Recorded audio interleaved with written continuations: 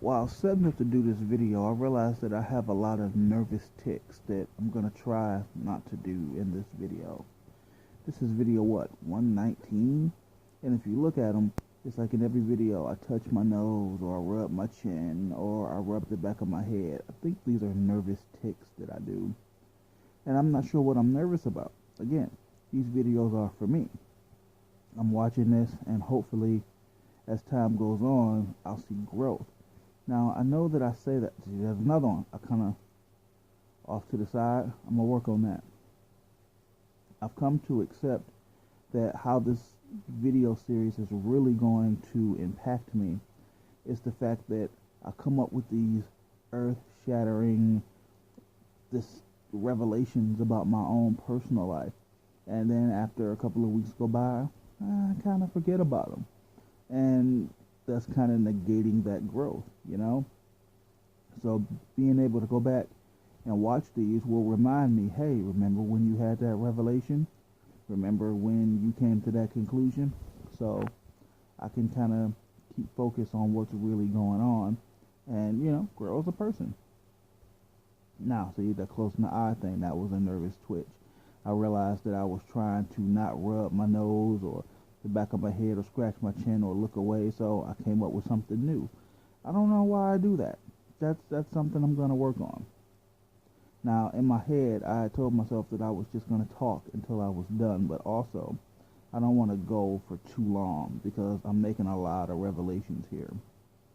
But, as you know, our family's struggling a bit. We don't really have the best of everything right now. I haven't worked since July. You know, there's food in the fridge and we're warm and we're safe and we're together and we're fed, so we're good there. But there is a strong possibility that in a couple of days our lights are going to go off. Now, what does that mean for these videos? Absolutely nothing. I record them on my phone, I upload them from my phone. So we'll be good there. I don't even have like service on my phone. Ironically enough, I haven't had service on my phone since like August of last year. So Wi-Fi is fine. And because Comcast is like blanketing the area with like the Comcast signal, you can just kind of piggyback off of it. And so videos will continue to go up. But that's not what I'm here for. See, I've struggled with the idea in my head that if my lights go off, I'm a failure. You know, if we hit this obstacle, if we hit this, it's no longer a speed bump. This is just a roadblock. And I would have felt defeated. And I just was casually just talking to my son. And we just kind of agreed, like, that's stupid. See, there it is again. Sorry, the eye thing. It's like, that's really kind of stupid because it would just be a hiccup in a long road of other things that we've had to do in our lives. Like, there was a time, 2008, we were completely homeless. And we were living in a high school gym, and just like we'd go out and we'd get food, and it was always something non-perishable, and we would just like hide under the bleachers and we'd sleep. I even remember a time when all we had to eat was Skittles, and I was starving. But Kari was also starving, so I gave him my Skittles, and I laid there with my stomach howling out in pain, but I was okay because my son got fed. That is a low point. That is an issue. Us being in our apartment for a week or two with no lights, not an issue. So I've come to accept that if something doesn't change soon, if something doesn't happen right away, if one of these little miracles don't, you know, present themselves, we're just going to be in the dark for a couple of weeks until I get this tax money back.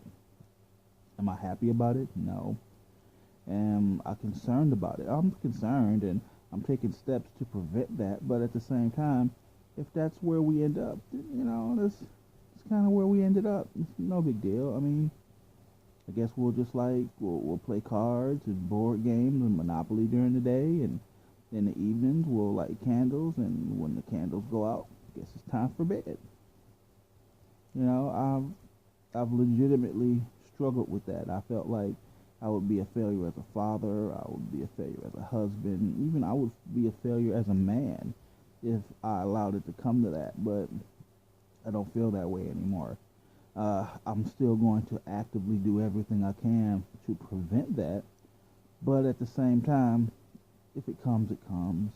You know, we'll deal with it the way we deal with everything in our lives. We'll do it together.